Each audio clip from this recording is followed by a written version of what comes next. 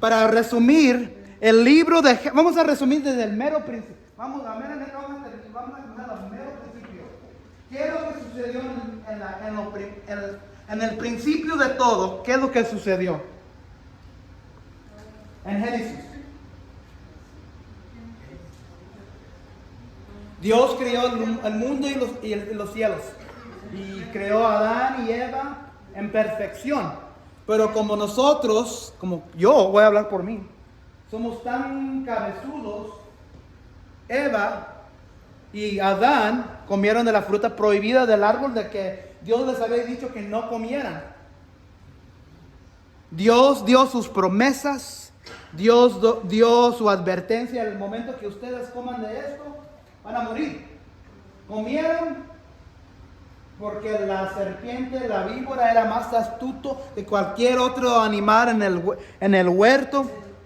Y fracasaron en el huerto y la humanidad fracasó. Cuando una persona les pregunte ¿por qué hay sufrimiento? ¿Por qué los niños, los bebés mueren? ¿Por qué hay tormentas? ¿Por qué hay desastres? ¿Por qué hay huracanes? ¿Por qué hay enfermedad? ¿Por qué muere mi tía o mi tío, mi abuela, mi mamá? ¿Por qué mueren de condiciones? ¿Por qué Dios permite eso? Esa es la pregunta número uno que muchos ateos y gente que no quieren seguir a Dios. Yo seguiría a un Dios que no va a permitir, pero Dios no tuvo la culpa. La humanidad tuvo la culpa en el huerto cuando nuestras humanos, nuestros parientes representantes de Adán y Eva fracasaron y comieron, y entró el pecado y entró la maldad. Pero Dios en Génesis 3:15, en medio de todas esas maldiciones que Dios estaba dando, primero maldició el diablo, luego maldició a la mujer, y luego maldició al hombre. ¿Se acuerdan? Regresamos a Génesis 3. Génesis 3. Y leo lo que... Pues después de comer de la fruta, Dios dice... En Génesis 3, versículo... porque Dios viene. Cuando el día comenzó a refrescar, versículo 8, oyeron el hombre y la mujer que Dios el Señor andaba recorriendo el jardín. Entonces corrieron a esconderse entre los árboles. ¿Por qué se escondieron?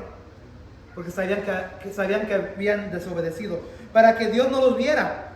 Pero Dios el Señor llamó al hombre y le dijo: ¿quién comió de la fruta primero? ¿El hombre o la mujer? Pero ¿por qué Dios vino al hombre?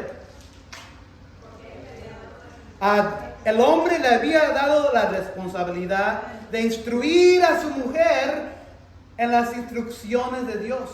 Entonces, porque Adán falló en su deber como esposo y la cabeza del hogar, en dar las instrucciones correctas a su esposa, vino el diablo a la mujer, ¿saben? Pero ¿quién tuvo la culpa? El hombre. Siempre digo aquí en el púlpito, cuando hay problemas en la familia, muchas veces es debido. Cuando yo doy consejería matrimonial, lo primero, y tengo la pareja enfrente de mí, lo primero que hago, miro el esposo al hombre directo en los ojos y le digo: tú tienes la culpa. Tú tienes la culpa como hombre si tu matrimonio fracasa, si los niños andan como vagos y todo esto, porque el hombre es el que tiene la responsabilidad de la casa, instruir a sus hijos, a su esposa, cualquier persona que esté en su hogar, bajo su techo, en su familia, el hombre, porque Dios viene siempre al hombre primero. No le importa que los huerquillos se metieron a la droga, no le importa que la mujer hizo esto, el hombre, porque en uno de esos puntos en la vida familiar, él fracasó como hombre y como líder. Yo primero no puedo ser pastor de ustedes si no soy pastor primero de mi hogar, bajo mi techo. Entonces, el hombre fracasó. Pero no nomás fracasó el hombre, también la mujer. Entonces, en versículo, cuando viene Dios a buscar a la mujer y al hombre y se esconden, ¿saben lo que dice el hombre? Dios dice: ¿dónde estás? El hombre contestó: escuché que andabas por el jardín y tuve miedo porque estoy desnudo. Por eso me escondí. Si se acuerdan los últimos del capítulo 2 de Génesis, los dos ya estaban desnudos y no tenían vergüenza. Pero no era hasta que comieron de la fruta del árbol prohibido que entró el conocimiento de ¿cómo se dice la palabra en inglés? En español, de shame, ¿cómo se dice shame en español? Vergüenza. No sabían la vergüenza hasta que comieron. ¿Y quién ha dicho que estás desnudo?, le preguntó Dios. ¿Acaso has comido del fruto del árbol que yo te prohibí comer? Fíjense lo que hace el esposo. Y yo esto lo he hecho muchas veces en mi vida. La mujer que me diste por compañera me dio de ese fruto y yo lo comí, me hizo pecar. Entonces Dios busca al hombre, el esposo. Ay, Señor, tú tienes la culpa por la mujer que tú me diste. Y fíjense, ahora Dios va a la mujer. Entonces Dios, el Señor, le preguntó a la mujer, ¿qué es lo que has hecho? Ahora la mujer, apuntando, el diablo me hizo que lo hiciera. La serpiente me engañó y comí, contestó. Entonces el hombre apunta el dedo a la mujer apunta el dedo a la tentación y el diablo, y luego Dios va a la serpiente. La serpiente me engañó y comí. Dios el Señor dijo entonces a la serpiente, por causa de lo que has hecho, le dice Dios a Satanás, maldita serás entre todos los animales, tanto domésticos como salvajes. Entonces Dios primero maldice a la serpiente, pero no termina ahí. Te arrastrarás sobre tu vientre y comerás polvo todos los días de tu vida. Y aquí, escondido en todas estas maldiciones, entre la maldición del hombre y la mujer, está escondido un diamante de promesa. Y esta promesa, esa es la hermosura de la Biblia. No importa en qué parte de la palabra de Dios siempre va a haber una esperanza, siempre va a haber una promesa de algo bueno. Enterrado en todas estas maldiciones, desde Génesis 3:15, Dios le dice a la víbora, al serpiente, a Satanás, le dice, por causa, en versículo 15, pondré enemistad entre tú, le dice a la víbora, y a la mujer, y entre tu simiente y la de ella. Entonces Dios le dice a Satanás, que es la víbora, voy a poner enemistad, voy a poner conflicto entre tu semilla, le dice al diablo, la semilla tuya y la semilla de la mujer. Su simiente, la semilla de la mujer, te aplastará la cabeza. ¿Quién aquí ha sido o ha matado una víbora, una serpiente? ¿Qué es la mejor manera de matar la serpiente, la víbora? Por la cabeza. Entonces Dios le dice a la serpiente, que es Satanás, su simiente, la semilla de la mujer, aplastará la cabeza. Eso es simbólico que un día la víbora va a morir o se va a destruir el plan de esa víbora, que es el Satanás. Pero todavía hay algo ahí. Pero tú, le dice a Satanás, le morderás al talón. ¿Quién aquí ha sido mordido por una víbora?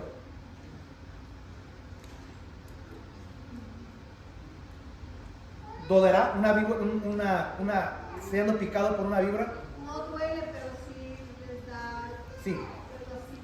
Sí. Y especialmente una víbora venenosa. Quizás no muéramos, quizás vamos a tener una infección, quizás perdemos un pie, pero muchas veces hay buena probabilidad que vamos a sobrevivir. Pero cuando uno le mocha la cabeza a la víbora, hay 100% probabilidad que la víbora.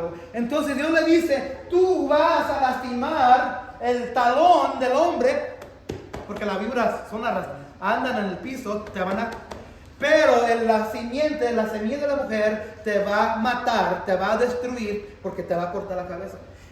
Esa promesa, ¿saben quién está escondido ahí? ¿De quién está hablando ahí? Sí, Dios Jehová le está hablando al diablo. ¿Por quién es esta semilla de la mujer? ¿Quién es este ser que un día la semilla de la mujer, que aplastará la semilla de la víbora? ¿Quién es esa semilla de la mujer? Cristo Jesús. Allí en medio de esas maldiciones, en medio de todo eso, En medio de todo el conflicto que vino de los problemas de la mujer y el hombre y Satanás, está enterrado la promesa y la esperanza de... No dice Jesús, pero ahí está hablando de Jesucristo. Por eso todo en la Biblia, en el Antiguo Testamento especialmente, todo apunta a Jesucristo. Desde el principio de la creación del mundo, Jesús está allí.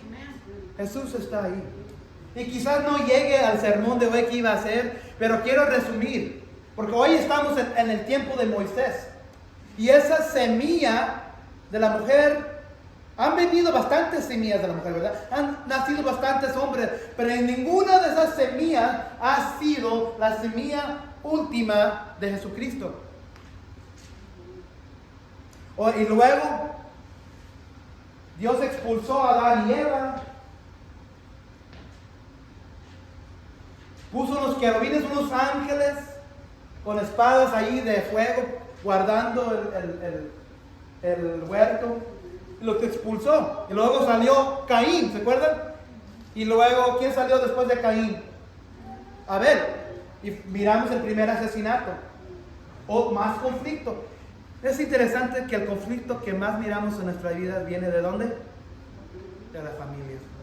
Levanten aquí sus manos. Y el conflicto muchas veces número uno que tienen en su vida es el conflicto familiar.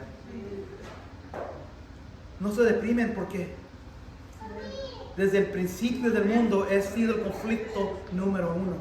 Caín asesinó a Abel porque Dios aceptó el sacrificio de Abel y no de Caín. Y la sangre de Caín estaba gritándole a Dios en el cielo. Y Dios maldice a Caín, pero también Dios expulsa a Caín. Pero otra vez, hay una esperanza en esta historia. ¿Sabían que Dios le puso una marca sobre Caín? ¿Sabían eso? ¿Por qué le puso esa marca a Caín? ¿Alguien sabe? Sí, porque mató a Abel. Pero cuando miraron a Caín, iban a saber que Dios le había puesto esa marca. Pero esa marca era para que no lo mataran. Otra vez ahí está la esperanza. Dios en su misericordia no permitió que mataran el primer asesino del mundo, pero le puso esa marca para ambas cosas. Primero, para que sepan que él hizo algo mal, pero también para que Dios lo protegiera, para que nadie lo tocara. Entonces, en el conflicto de todo, de las circunstancias, las consecuencias, muchas veces Dios todavía nos protege. Entonces miramos después de eso, la historia salió de Noé. ¿Qué sabemos de Noé? Hoy va a ser un día de resumir todo hasta Moisés. Es lo que voy a hacer. Vamos a resumir todo lo que hemos aprendido de Génesis. Para ustedes que han estado aquí desde Génesis, o ustedes que saben de Génesis, salió Noé. Y en ese día, en esos días de Noé, estaban viviendo 900 años. Pero el mundo estaba lleno de maldad. Una de las cosas que sucedió, y trato de ser bien cuidadoso con lo que voy a decir. Si van a Génesis 5, capítulo 5, los seres divinos caídos de Jehová estaban teniendo relaciones con las mujeres del hombre. ¿Quién sabía eso? Y Dios miró a su creación y le dio pena, y le dio tristeza, y dijo: me arrepiento de haber hecho el hombre, voy a borrar todo. Voy a borrar todo. Pero en medio de la historia que Dios va a destruir todo, ¿saben qué? Había una esperanza. Había un hombre recto y justo llamado Noé. Y Dios escogió no a la familia Noé, pero Noé y su familia. La familia de Noé no eran perfectos, pero Dios escogió a Noé y la familia vino con él. Por medio de Noé salvó una familia y las bestias, los animales del mundo. ¿Saben la historia del arca, verdad? Dios usó a Noé y trajo 2 de cada tipo de animal al arca, y Dios trajo un diluvio. Y hasta ese punto no había llovido en la historia de la tierra.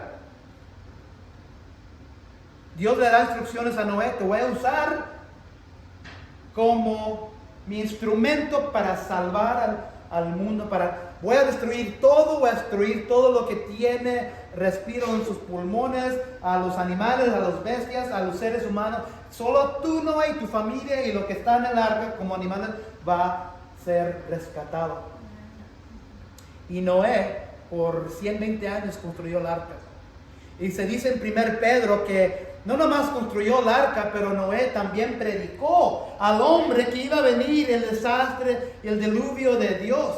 Pero en 1 Pedro dice que nadie escuchó y ninguna persona escuchó. Ninguna persona. 1 Pedro en el Nuevo Testamento que dice que Noé predicó a todo el mundo, a los que podían: viene el desastre, viene el diluvio de Dios, arrepiéntense, cambien sus maneras. En 120 años ninguna persona vino a arrepentimiento.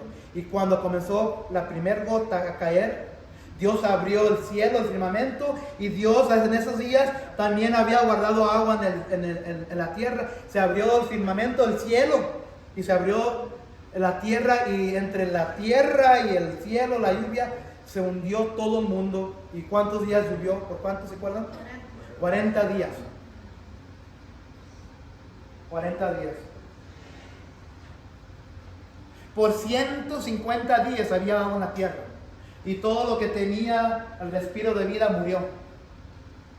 Era Noé la semilla de la mujer que iba un día a aplastar la cabeza de la serpiente. No. Jehová no dijo quién iba a ser, pero sabemos hoy porque tenemos la Biblia. Y ellos no sabían. Quizás cuando Adán vio a la luz su hijo Caín, quizás pensó que este era el hombre.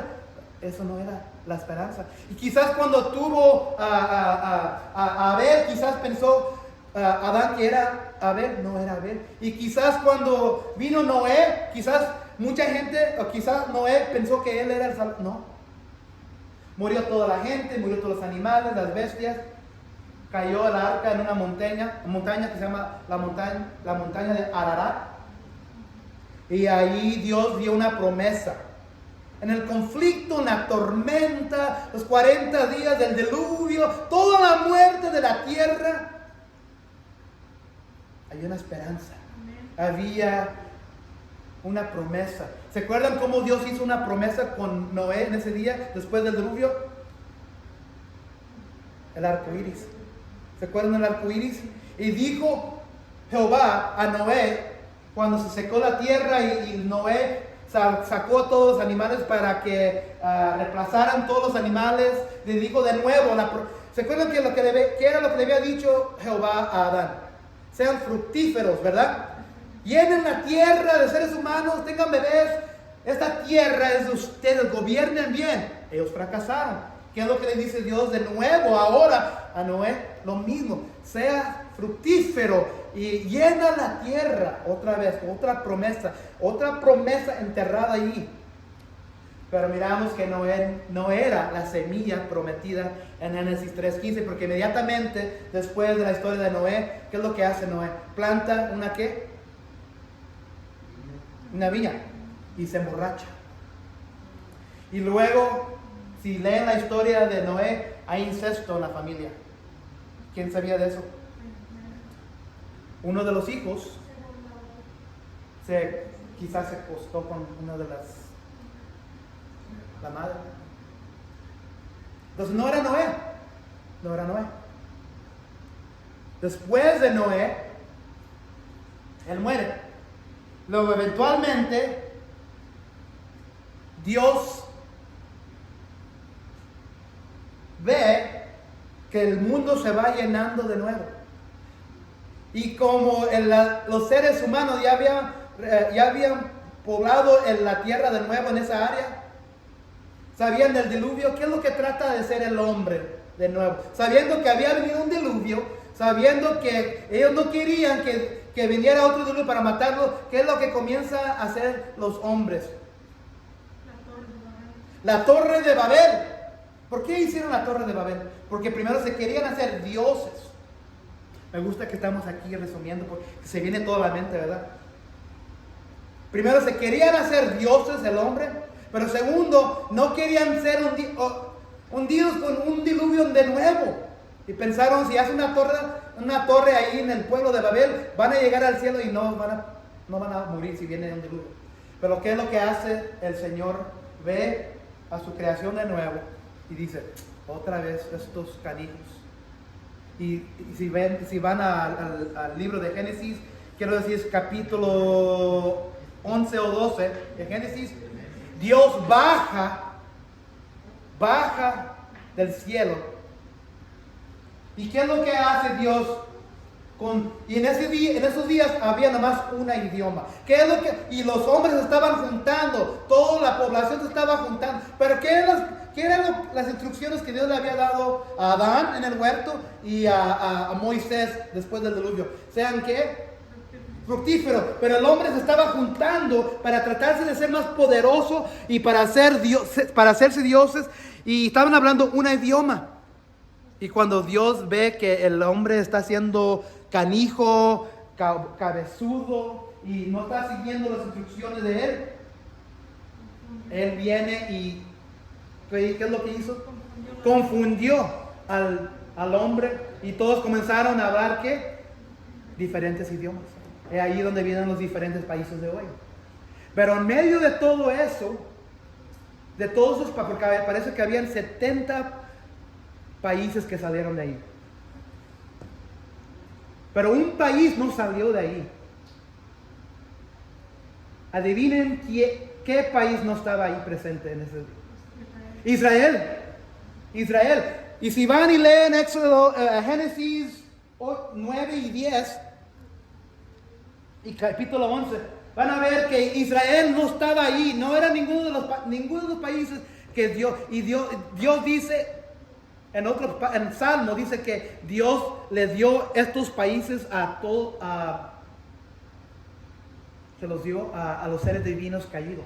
No sé si sabía, no quiero confundir, pero Dios entregó a estos países a los ídolos de esos días. Y no había ningún Israel. ¿De dónde salió Israel? Que estamos hablando hoy, los hebreos. Israel nació cuando vino y Dios escogió a un hombre llamado ¿quién? No, todavía no, vamos a atrasarnos un poco. Abraham, se llamaba Abraham. Abraham era un pagano. Y en el Antiguo Testamento, en otra parte, quiero decir que era los Salmos, dice que la familia de Abraham construían ídolos. ¿Quién aquí ha ido a México? ¿Verdad? Todos. ¿Qué es lo que hasta aquí? ¿Qué es lo que vende mucha gente? ¿Figuras de qué? Ídolos, ¿verdad? Abraham era un idólatra. Su familia, su padre hacía ídolos. Pero Abraham no escogió a Dios. Dios escogió a Abraham. Y muchas veces cuando Dios escoge a alguien, nos escoge en medio de la suciedad que estamos.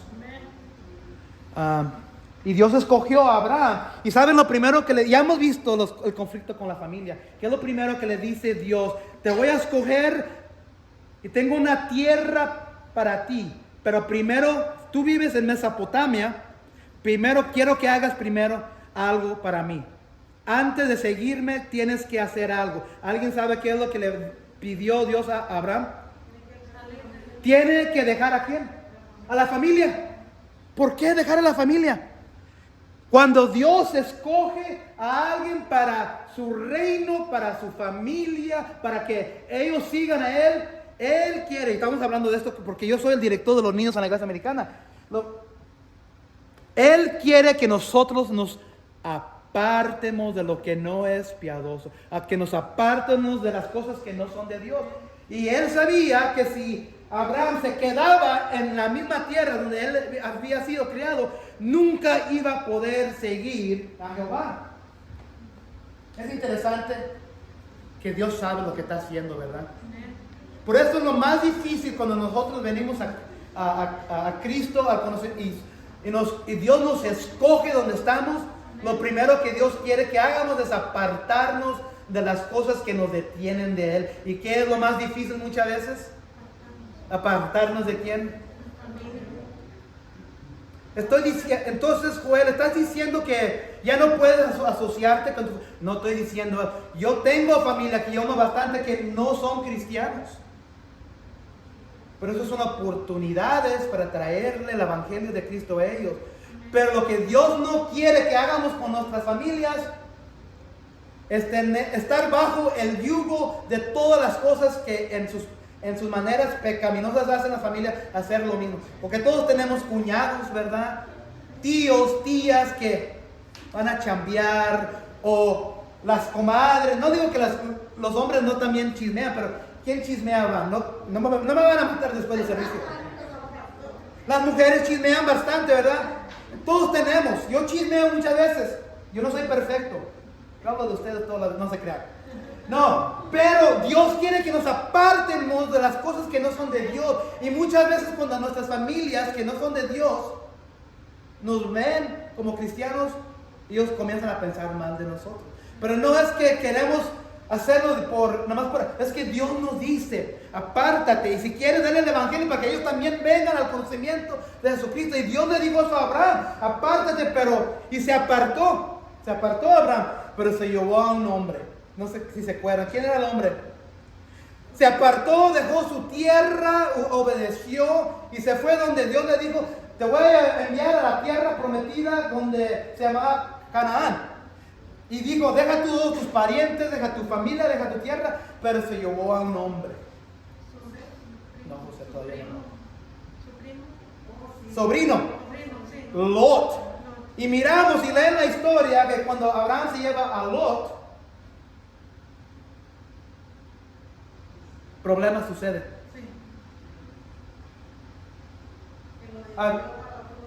Si se acuerdan, luego sigue. Y luego Abraham estaba con Sarai, ¿verdad? Y Sarai no podía tener ¿qué? Y Dios le dio una de las promesas que le dio a Abraham. De ti, Abraham, va a venir una herencia como las estrellas del cielo. Una descendencia. Por medio de ti voy a bendecir toda la tierra. Pero Sarai, escuchando, estéril, pensando, no va a ser por mí. Pero Dios, cuando Él da sus promesas, tenemos que obedecer y confiar en Él. Y luego, entonces Abraham dijo, pues no sé cómo lo va a hacer, pero si Él dice lo va a hacer, pero Sarai no puede tener hijos. Hay un hambre en la tierra de Canaán. Ahora Abraham, Sarai y su sobrino Lot van y viajan a Egipto, donde hay bastante comida. En esos días, no era el Egipto malvado y todo todavía de la historia de hoy. Era otra gente, era otro rey. Pero él viaja a Egipto porque hay comida. Y si leen la historia de donde Abraham va con su señora Sarai y su sobrino Lot, Dios nunca le dijo a Abraham que fuera a Egipto. Nunca se mira en la palabra que él oró o le preguntó a Jehová o Dios que fuera, si tenía que irse. Nunca, él lo hace. Sí, había un hambre y él quería que su familia no muriera, pero él no confía en Dios y se fue. Y es ahí donde salen problemas, cuando tratamos de hacer cosas en nuestras propias fuerzas sin buscar a Dios, vienen los problemas después. ¿Y quién se acuerda? ¿Qué es lo que sucedió con Abraham y Sarai cuando fueron a Egipto? Alguien diga. Ustedes que estaban en el libro de Génesis con nosotros. ¿Se acuerdan? Lo voy a decir así para que entiendan. La Sarai era una chulada de mujer. Y Abraham sabía cómo eran los egipcios. Y sabían que en el momento que ellos miraran a su esposa y se daban cuenta que él era la esposa, ¿qué es lo que iban a hacer? Lo iban a matar. Entonces, ¿qué es la mentira que Abraham le dice a su esposa que diga? Y era media mentira, porque ella era media algo de esto. ¿Qué es la mentira? ¿Se acuerdan? Que ella era hermana. Y sí era cierto, pero era media hermana. Ella era hija de otra de las esposas del padre de Abraham. Oye, yo conozco a los egipcios, yo sé el día que ellos se den cuenta que tú estás casada conmigo, me van a matar. Una mentira, dile que eres mi mi hermana. Y era cierto, pero no dijo toda la verdad, es una mentira entera, completa. Ellos van y viajan a Egipto, le preguntan, se dan cuenta y le dicen la mentira.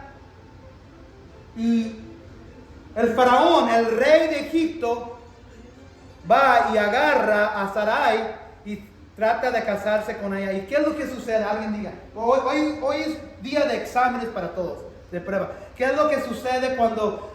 ¿Se acuerdan que Dios le había dado a Abraham una promesa? Por medio de ti van a venir las promesas y la descendencia como las estrellas del cielo.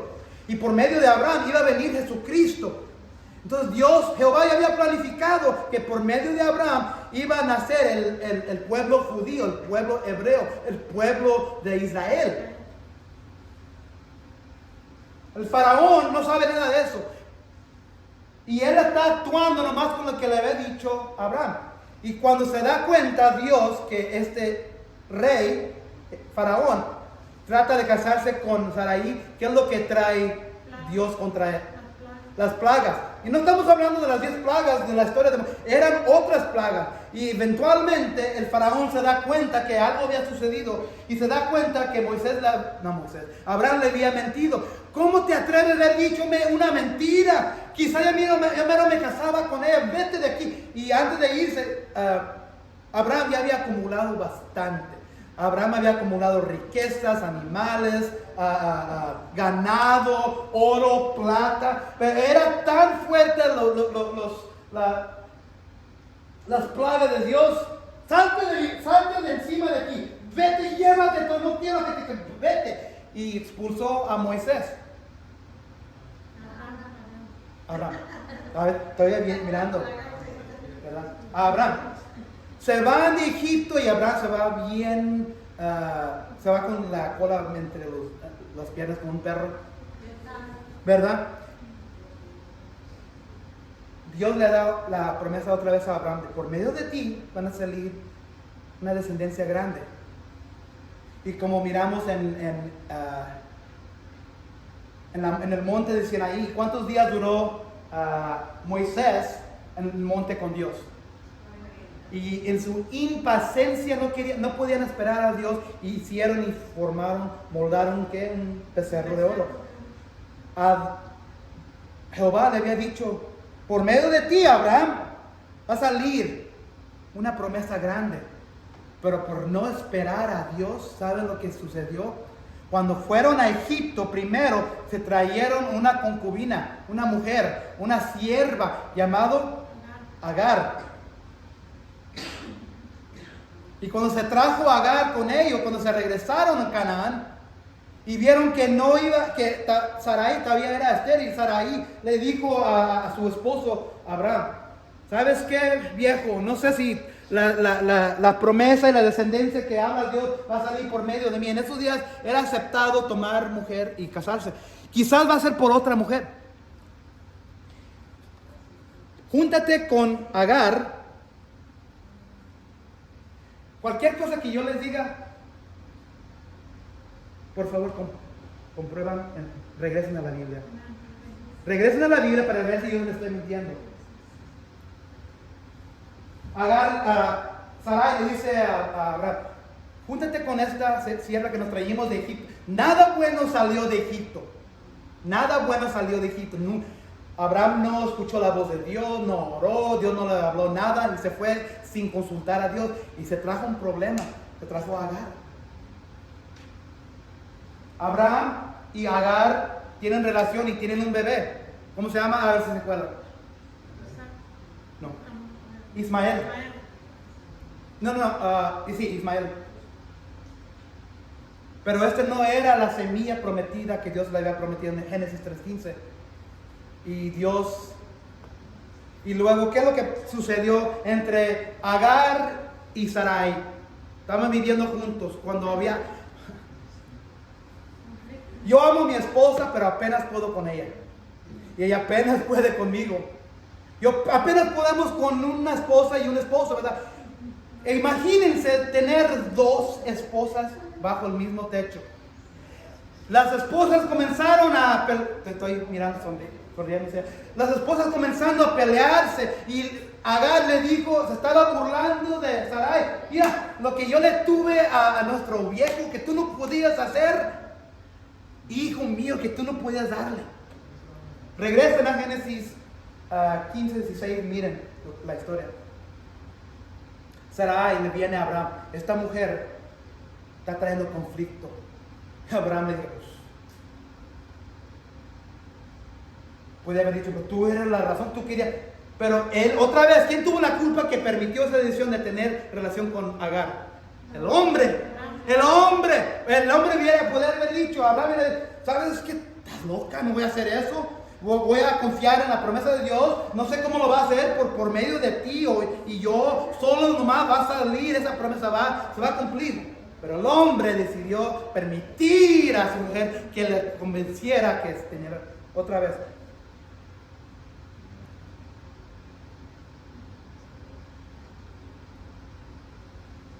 Ellos expulsan a Agar y a Ismael y los corren al desierto. Pero en medio de todos esos problemas, en medio de todo ese conflicto, hay una esperanza. Ella está llorando en medio de... ¿Quién aquí ha estado llorando? No nomás mujer, pero como hombres, cuando uno piensa que está enterrado en el problema, no sabe dónde va a venir socorro, cuándo va a venir alivio. Estamos llorando y Dios nos mira. Dios miró a Agar llorando en el desierto y dijo, le dijo a Dios, Jehová, sucedió esto, y Dios le dijo a Agar, de ti va a venir una descendencia tremenda también. ¿Saben quién son los descendientes de Ismael? ¿Alguien adivina? De hecho, todavía están aquí hoy. Y dijo, había una promesa que Dios le dijo a Agar, de tu hijo va a venir conflicto. Ese conflicto todavía lo miramos hoy. Ismael era el padre de los árabes.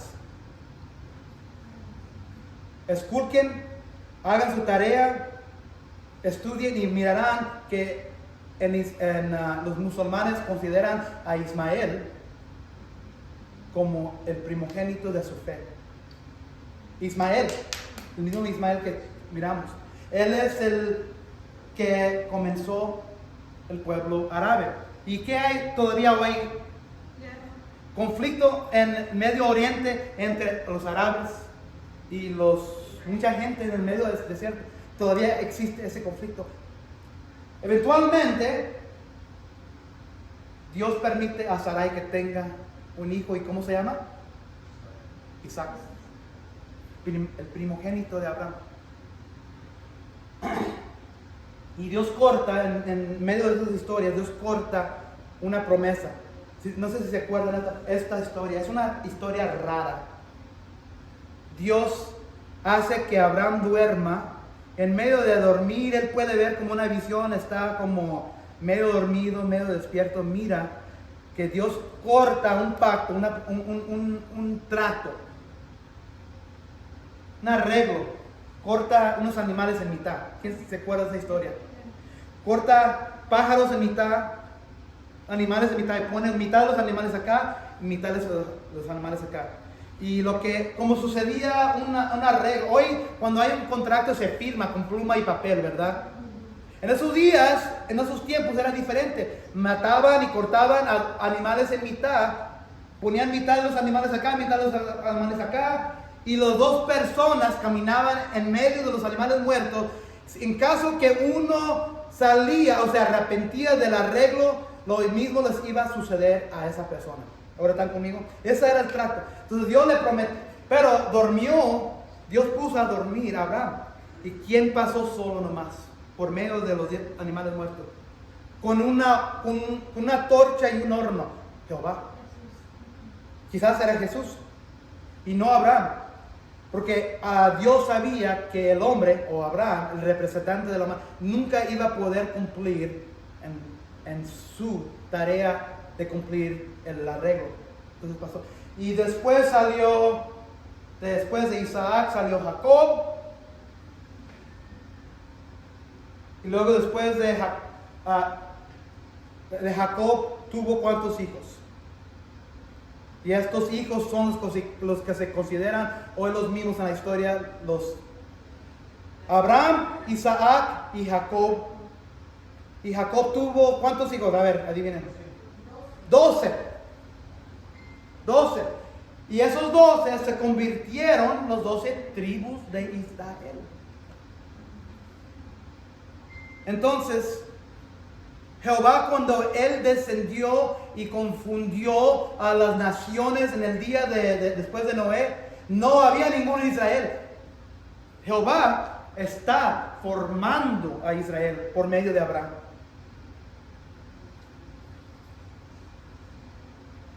Isaac y Jacob. Dios formó la nación de Israel por medio de esos 3 hombres.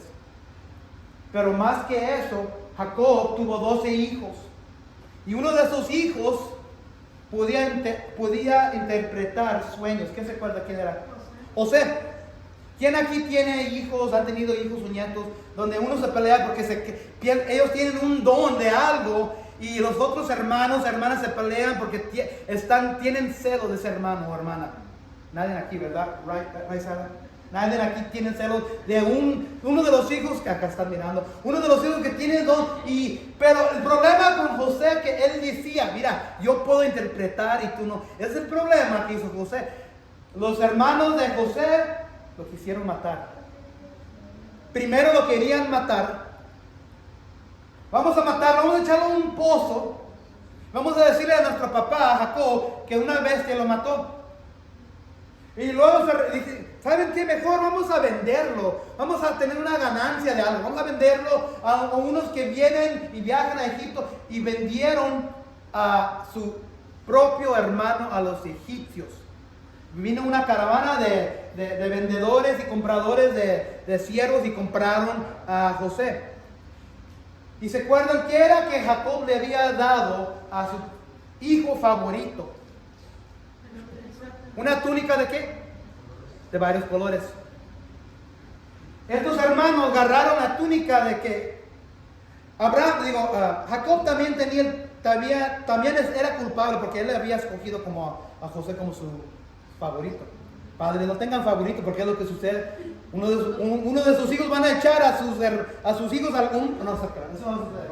Pero agarraron los hermanos la túnica de José y lo embarraron de sangre. Ahora sí estamos resumiendo bien hoy, ¿verdad? ¿Y qué es lo que hicieron con esa túnica? Al padre. Padre, no sé qué sucedió. Andábamos ganando animales y vino una bestia y mató a José. Mira, la túnica está llena de sangre. Y el padre, Jacob, lo aceptó como verdad. Le mintieron a su papá. En medio de ese conflicto, Dios estaba obrando. Dios estaba obrando. Dios siempre obra en el conflicto. Aun cuando no lo miramos, piensan que por un momento en ese día que José en su mente pensaba que Dios estaba obrando. ¿No? Pero se fue de malo a peor para José. Lo echaron a Egipto. El padre de ellos aceptó por años, 20 y algo años, esa mentira. Los hermanos se retiran y se van para Canaán. Y José es un siervo, encarcelado en Egipto como un siervo. Y está bajo un hombre llamado Potifar. ¿Se acuerdan de la historia? Y aún como sirviente, prisionero en el reino de Egipto, Dios estaba. Si leen la historia de José en Génesis 34, 35, la palabra dice que Dios estaba con José. Cuando vengan conflictos, amados, si ustedes son fieles a Él está con ustedes todavía. José era uno que le echaba ganas. Y aún como sirviente le echaba ganas. Y Potifar le dio el mandado, le dio el deber de tener la responsabilidad de mandar a los otros prisioneros. Entonces, aún como prisionero, él se elevó. Pero, ¿se acuerdan la historia de Potifar? ¿Qué es lo que sucedió?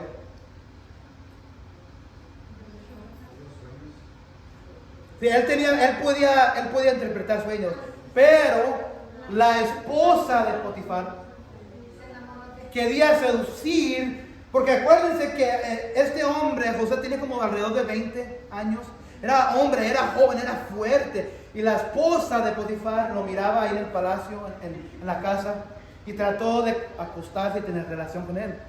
Y José, siendo hombre piadoso que seguía al único Dios del universo, dijo, ¿cómo puedo hacerle eso a Jehová?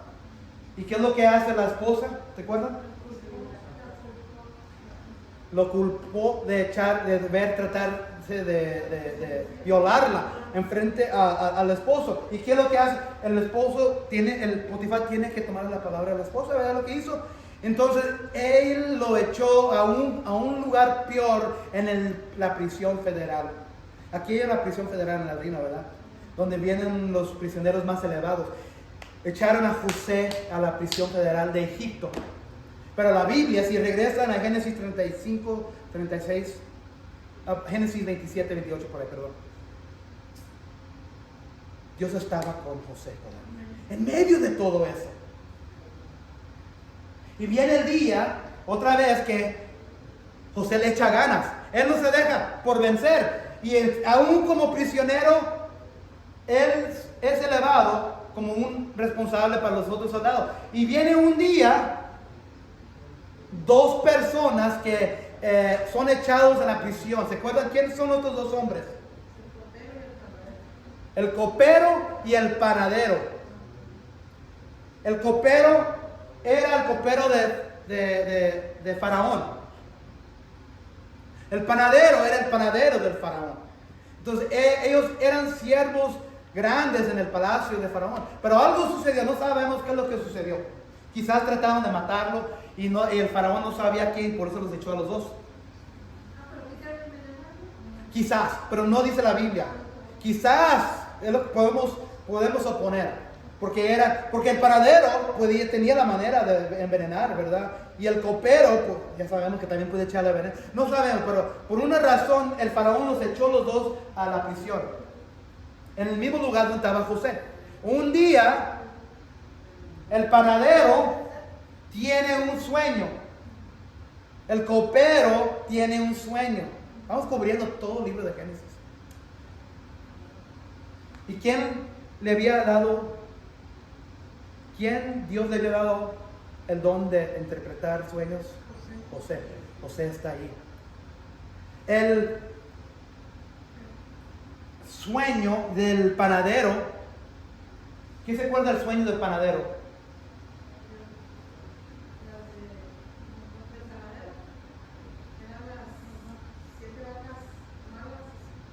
Casi, eso es el tiempo esto es el sueño del faraón. Sí. El panadero había tenido un sueño donde él estaba colgando y venían los pájaros y se lo estaban comiendo y no entendía qué es lo que estaba sucediendo. El copero parece que el sueño era que miraba la mano dando una copa de vino. No sabían, pero se dieron cuenta que José interpretaba sueños. Van a José, él interpreta el sueño del panadero. En unos días, el faraón te va a sacar y te va a colgar. Y cuando mueras, los pájaros te van a venir y se van a comer tu cuerpo. ¿Qué es lo que sucedió días después? Yo creo que el faraón se dio cuenta que él había hecho algo. Lo sacan y es matado y lo cuelgan y los pájaros se los comen. Se cumplió la interpretación. Días después, el copero lo sacan y su trabajo de ver es renovado nuevo como copero ante el rey, el faraón. Él recupera su trabajo de nuevo. Los dos sueños se cumplieron. Y lo único que José les dice al copero cuando salga, porque José ya sabía que lo iban a reinstalar. Cuando salgas de aquí, copero, dile al rey que estoy aquí equivocadamente para que me saquen. Pasan años.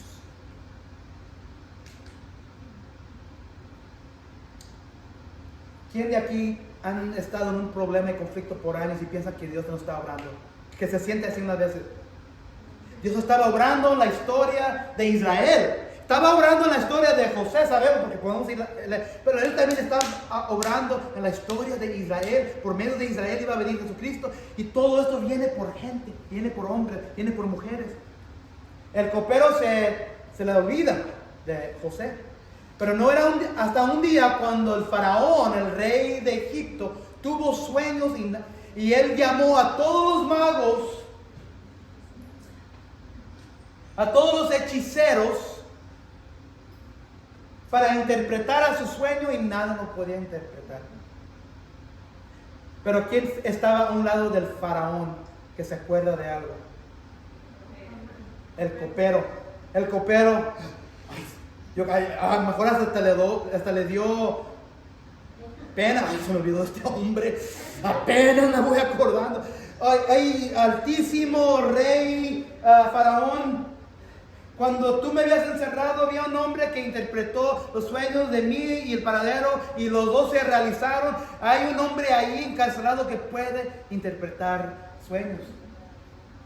¿Ve cómo Dios está obrando? Acuérdense que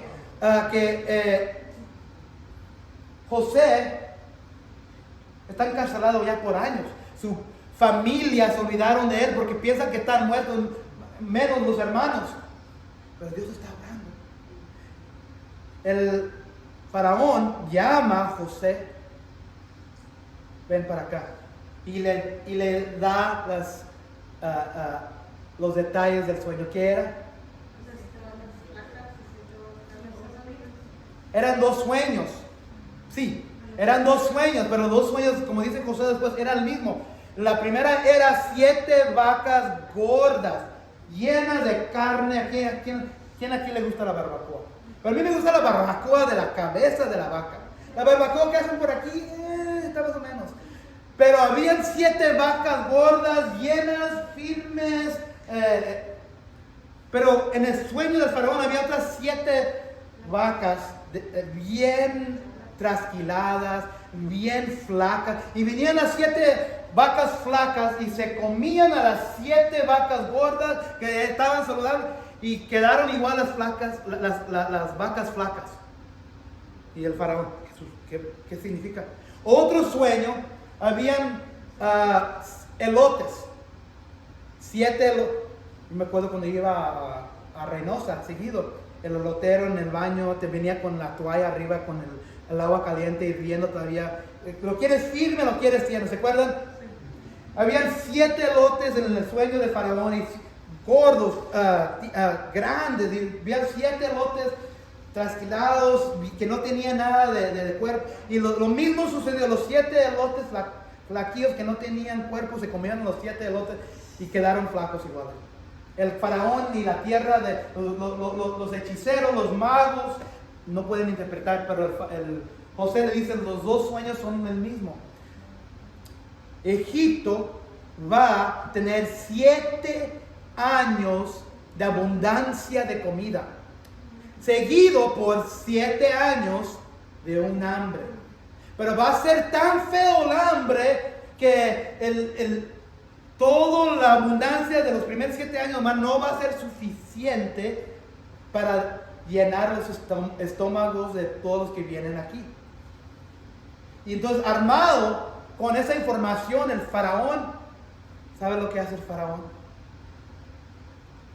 Muchas veces Dios nos levanta del abismo donde estamos. Y Faraón le dijo, porque José le dijo al faraón, necesitas que conseguir a alguien, contrata a alguien que va a ser sabio para poder llenar todo lo, ¿cómo se dicen los donde lo llenan de grana? Bodegas, sí, que alguien que sea sabio para que llene todas las bodegas por los 7 años, para que cuando venga el hambre pueden venir aquí y nosotros para estar preparados. Escoge a alguien, rey altísimo de Egipto.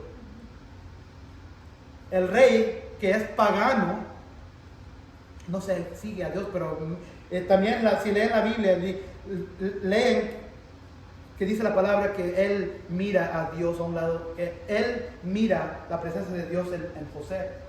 No hay nadie mejor capacitado para este deber que tú, José. Y Faraón eleva a José como el segundo general de todo Egipto, el gobernador de todo Egipto. Solo el faraón estaba sobre él. ¡Pum! La historia de José. La historia de Israel sigue. La semilla que fue prometida en Génesis 3:15 todavía está la esperanza, porque por medio de José, porque ¿dónde vive la familia de José? En Canaán. ¿Y qué es lo que sucede también en Canaán? Cuando viene el hambre en Egipto, sucede el hambre en Canaán. Y los hermanos y Jacob, el padre, están sufriendo, no hay comida. ¿Qué es lo que le dice Jacob? ¿Por qué están aquí parados? Vayan a Egipto. He escuchado que hay comida, hay abundancia en Egipto cuando viene el hambre. Viajan los hermanos de José.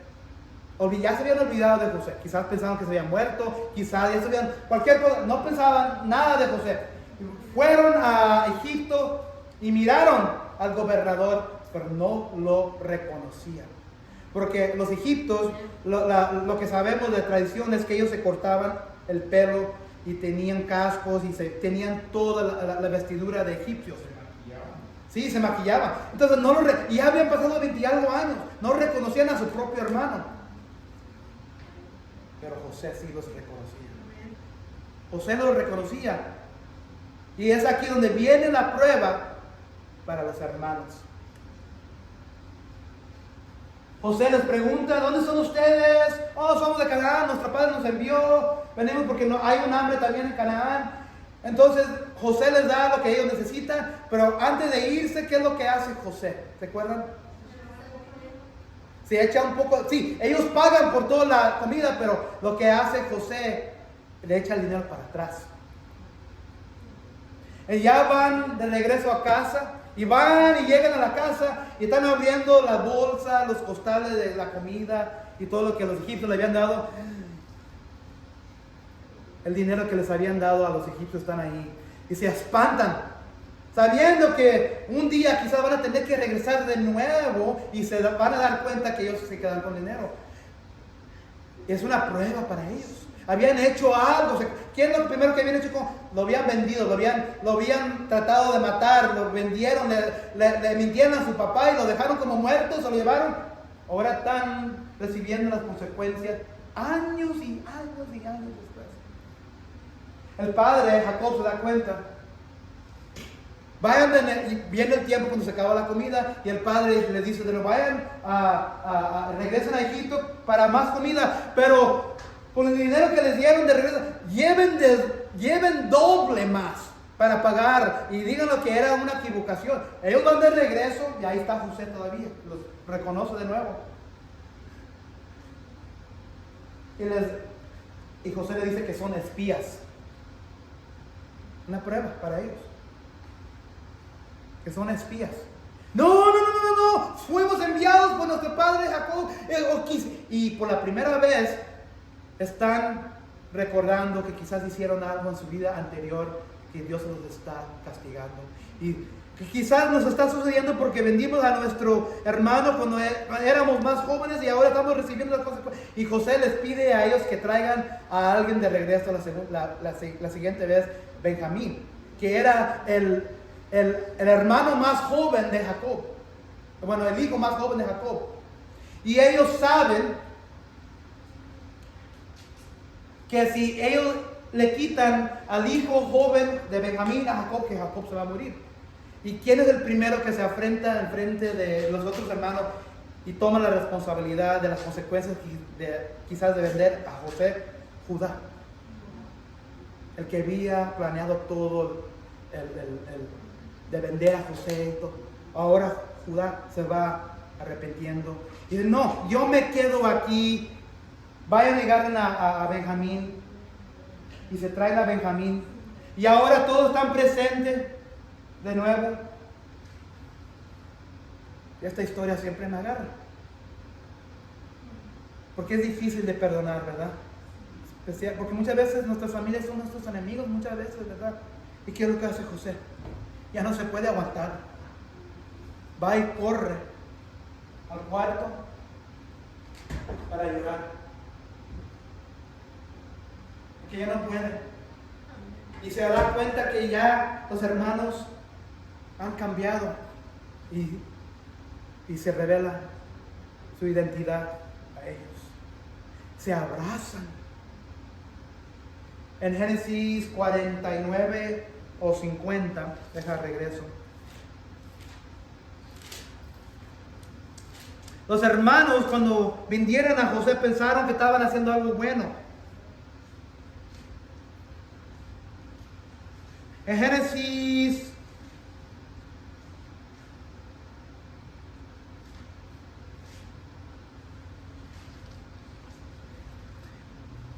capítulo 50, versículo 18, cuando José da a luz la verdad a sus hermanos.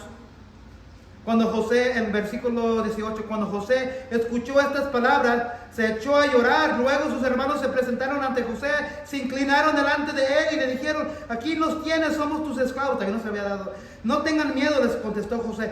¿Puedo acaso tomar el lugar de Dios? Es verdad que ustedes pensaron hacerme mal, pero Dios transformó ese mal al bien para lograr lo que hoy estamos viendo, salvar la vida de mucha gente. Así que no tengan miedo, yo cuidaré de ustedes y de sus hijos. Y así, con el corazón en la mano, José los reconfortó. Eventualmente, José le dice a los hermanos: traigan a papá Jacob, vivan aquí. Y vienen y viven en un lugar que se llama Gosén. Y vienen los 12 tribus de Israel a vivir en Egipto, en un pueblito llamado Gosén. Un charquito de... ¿Quién aquí vivía en un charquito en México? Tengo familia que vive en un charquito de Reynosa que se llama Juárez 5. Y cuando íbamos al centro de Reynosa, pasaban las peceras. Era un charquito. Gosén era un charquito de Egipto, pero ahí Dios los puso. 70 personas vinieron ese día vamos a terminar aquí, a Egipto. Ahora sabemos cómo Dios Jehová estaba formando a Israel. No era hasta que el pueblo, los 12 tribus de Israel vinieron, porque todavía no era una nación grande, eran 70 personas nomás todavía. Pero cuando vinieron esas 70 personas a Egipto, y luego volteamos la página en Éxodo 1, pasan 400 años. 400 años, es lo que dice en Éxodo. Había muerto el faraón de antes, había asumido otro faraón el trono. José ya estaba muerto, los hermanos estaban muertos. ¿Y qué sucedió con los hebreos, con los israelitas en Egipto? Comenzaron a tener niños, hijos. Y el pueblo de Israel se creció bastante. Y el faraón de ese día, el mismo faraón que miramos en los principios de Éxodo, era un faraón y rey malvado. Y miró a estos hebreos y pensó: y eran siervos del faraón, y los esclavizó. Porque sabiendo que esta gente un día podía levantarse y hacer una revolución contra él, o alinearse con los enemigos del faraón, los esclavizó por 400 años. El conflicto, ¿verdad? Pero en medio del conflicto, otra vez, había una esperanza por medio de un bebé. ¿Se acuerdan de la orden que el faraón malvado había dado? Maten al primogénito hijo de los hebreos, échenlos al río, mátenlos, óguenlos. Pero la mamá y la hermana de Moisés, como desobedecieron y ponieron a Moisés una canastita y lo pusieron en un río sabiendo que la hermana o la hija de Faraón estaba más abajo en el río. Yo creo que Dios ya había hecho tierno el corazón de esta egipcia, y cuando miró el bebé en la canastilla, la mamá y la hermana habían planificado esto, y la hermana camina, yo creo siguiendo, no dice la Biblia, pero yo creo que siguió el bebé en la canastilla y llegó a donde estaba la hija de Faraón, y la hija de Faraón dice: ¿qué es esto? ¿No es uno de los niños hebreos, de bebés hebreos? Y ya estaba, yo creo, alineado el corazón de esta egipcia, y lo tomó en su palacio y lo crió como su propio. ¿Saben quién le dio las instrucciones? Esta egipcia hija de Faraón, que criara por los primeros años a este bebé. A la propia madre de Moisés. Ella no sabía nada de esto. Pero fíjense cómo Dios obra en medio de conflicto, la esperanza y un comienzo siempre nuevo. Y es ahí donde ya sabemos el resto, que en Éxodo, a los 40 años, Moisés, en el palacio, viviendo como un egipcio, ve a dos paisanos que están siendo maltratados por los egipcios. Entonces estos paisanos son siervos de Egipto, son sirvientes, son esclavos. ¿Y qué es lo que hace Moisés? Ya a los 40 años ha pasado. Él sabe que él es hebreo y se mete y mata a los que andan golpeando a los hebreos. Y sabe que él mata y él huye. Y él los entierra, pensando que nadie me ha mirado. El siguiente día, otros paisanos hebreos andan peleando. ¡Déjense de pelear! Y se espanta cuando ellos le dicen: ¿qué vas a hacer con nosotros? ¿Nos vas a enterrar como hicieron los egipcios? Él se espanta porque ahora sabe que dio a luz que él había matado. Y él huye y se va al desierto, al monte. Y es ahí por 40 años. Se convierte en un pastor, viviendo como pastor. Y es a los 80 años, ¿qué es lo que sucede a los 80 años? Los 80 años. ¿Cómo lo usa? ¿Cómo comienza? ¿Cómo se presenta Jehová con Moisés? Por la zarza ardiente. Y sabemos lo resto, ¿verdad? Dios le da instrucciones: tú vas a ser mi instrumento, por medio de ti vas a sacar mi pueblo de Egipto, y lo vas a sacar y te voy a enviar a la tierra prometida. Y él no había mirado a la bestia ahí atrás, está escuchando el sermón también. Le dice a Moisés: te voy a sacar y te voy a enviar a la tierra prometida. ¿A quién primero le había prometido esta tierra? ¿Se acuerdan? Abraham. Hasta este punto en la historia en Éxodo 34, ellos todavía no reciben esa tierra prometida. Porque ¿quiénes viven en la tierra de Canaán? Los cananeos. Y Dios va a usar su potestad y su poder, y va a usar a Israel y los va a expulsar por medio de esfuerzo militar. Pero todavía no ha sucedido. Y sabemos que ya Israel ya ha sido formado, ya son hebreos. Ellos van a tomar la tierra prometida un día, van a vivir en Canaán, y eventualmente, cuando nos adelantamos unos 1000 años más, y están bajo la presión de Roma, Israel. ¿Y quién nace en medio de la noche? La semilla prometida en Génesis 3:15. Jesucristo. La semilla de la mujer que un día aplastará por medio de la cruz del Calvario, va a conquistar y va a destruir el plan del diablo de tratar de desviar al mundo. Y un día, si leen Apocalipsis, la historia de Satanás ya no va a ser. Dios va a expulsar al diablo, a la muerte y a todos los que no tienen sus nombres escritos en el libro de la vida. Entonces, si hay alguien aquí que nunca, o quizás no es sus nombres, yo los conozco a la mayoría de ustedes por nombre, los conozco a todos. Eso es importante, yo conocerlos por nombre. Pero lo más importante es esto: ¿está tu nombre grabado en el libro de la vida en el cielo cuando nos presentemos ante Dios. Si no, ¿quién vamos a tener como vecino en el lago de fuego? A Satanás. Si quieres no ser el vecino de ese hombre malvado, lo único que Dios pide es que tú pongas tu fe en Cristo. El momento que tú confías en Cristo, que Él murió por ti en la cruz, el conflicto que Jesús tuvo en la cruz, en ese momento cuando tú pones tu fe y confianza en que Él te da vida eterna, y el momento que tú mueras, Él agarra una pluma o pincel o lápiz. Si tu nombre no está escrito en el libro de la vida, no vas a estar en la eternidad con Jehová. Vivirás por una eternidad, pero será en el otro lado. Pon tu fe en Cristo esta tarde, porque este mundo, el trabajo, la familia, los problemas, el conflicto, es temporal. Lo único que importa más es si tu nombre está grabado en el libro de la vida. Pon tu fe en Cristo. Si alguien quiere hacer esto hoy, déjame saber después.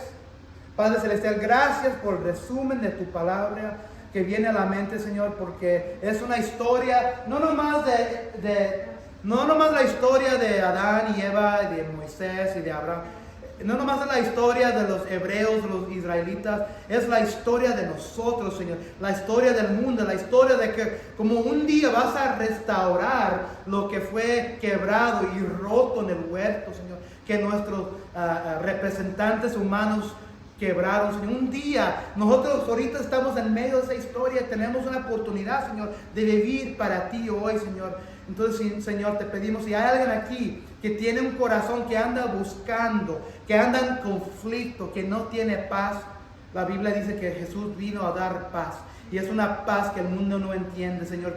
Te pedimos que ellos pongan su fe en tu Hijo Cristo Jesús esta tarde, y para que Cristo les dé una paz en su corazón, sabiendo que el día que muéramos estaremos grabados nuestros nombres en el libro de la vida, para un día estar en tu presencia para toda la eternidad.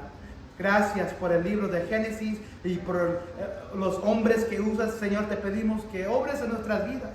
Cuando venga el conflicto, aún en medio de la tormenta, de la oscuridad, sabemos que si te obedecemos, Señor, tú estás conmigo, y que no pierdamos paciencia, que no pierdamos nuestra fe, Señor. Danos fe que sobrepasa todo entendimiento. En nombre de Cristo te pedimos todo esto. Amén y amén.